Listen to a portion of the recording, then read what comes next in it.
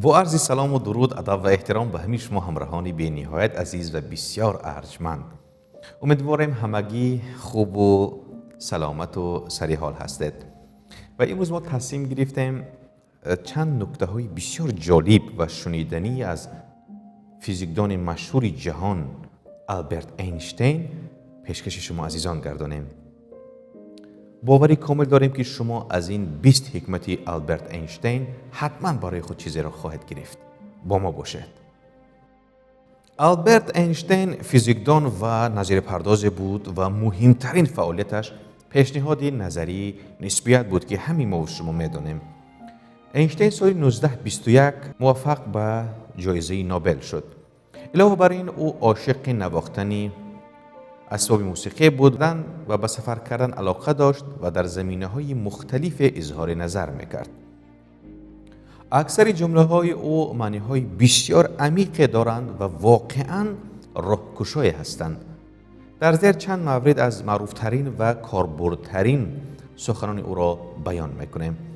این گفته‌های اینشتین با اینکه ساده و کوتاهند اما به عمق آنها اگر رفت، به درستی معنی آنها اگر درک کرده توانیم، خیلی معنی های بزرگ دارند. آلبرت اینشتین در زمان خودش مرد بسیار بزرگی بود. فیزیکدان معروف نظریوی، ارائه‌دهنده تئوری نسبیت، پدر فیزیک مدرن. امروز به دشواری میتوان کسی را پیدا کرد که نام آلبرت اینشتین را نشنیده باشد و به تحت تأثیر سخنان حکیمانه او قرار نگرفته باشد.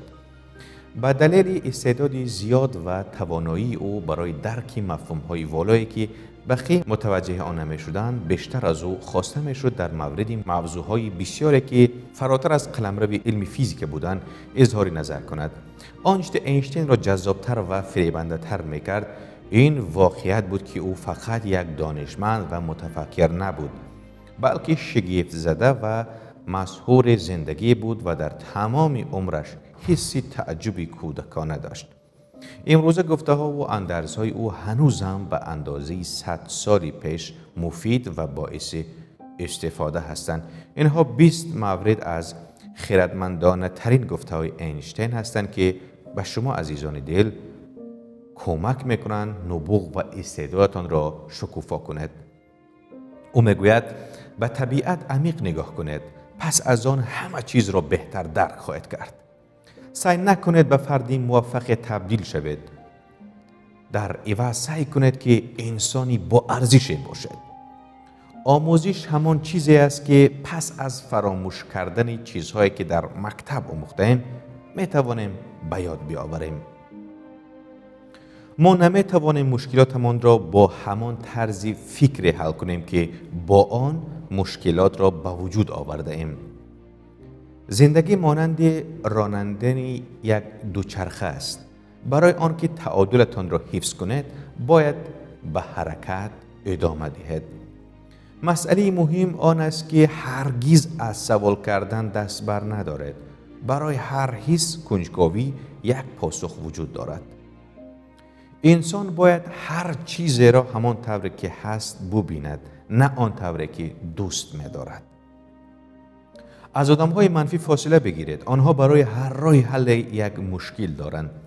منطق شما را از نقطه A به نقطه B می‌رساند، اما تخیل یعنی تصور شما را همه جا می‌برد. هرگز از کاری که واقعاً قصد انجامش را دارید دست نکشید. شخصی که رؤیاهای بزرگ دارد قدرتمندتر از کسی است که همه حقیقت‌ها را می‌داند. مردم ضعیف انتقام می‌گیرند، مردم قوی می‌بخشند، اما افراد باهوش نادیده می‌گیرند. یک کشتی در ساحل همیشه امن است، اما این چیزی نیست که برایش ساخته شده است. چیزی که درست است همیشه محبوب نیست و آنچه محبوب است همیشه درست نیست. آموزش یادگیری حقیقت‌ها نیست، بلکه پرورش ذهن برای تفکر است. تخیل مهمتر از دانش است. ترس از مرگ بی‌موردترین ترس است، چون هیچ حادثه ناگوار یک آدم مرده را تهدید نمی کند. در میان هر مشکلی یک فرصت وجود دارد. من با همه به یک شیوه صحبت میکنم، خواه آن فرد یک فراش باشد یا یک رئیس دانشگاه. دو شیوه برای زندگی کردن وجود دارد.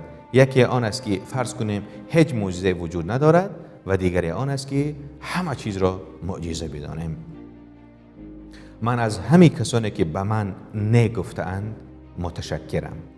به خاطر آنهاست که من اکنون در چنین جایگاهی هستم. خوب عزیزان، اینشتین کسی بود که زندگی را دوست داشت و به شکلی زیبایی از آن استفاده کرد. او فردی بود که با وجود انسان اهمیت میداد و برای یافتن پاسخهای برای رایج‌ترین و دشوارترین سوالهای انسان و جستجوی درونی عمیق می‌پرداخت. او در ارائه پاسخ در زمینه‌هایی که مردم قادر به درکش نبودند بسیار موفق عمل می‌کرد.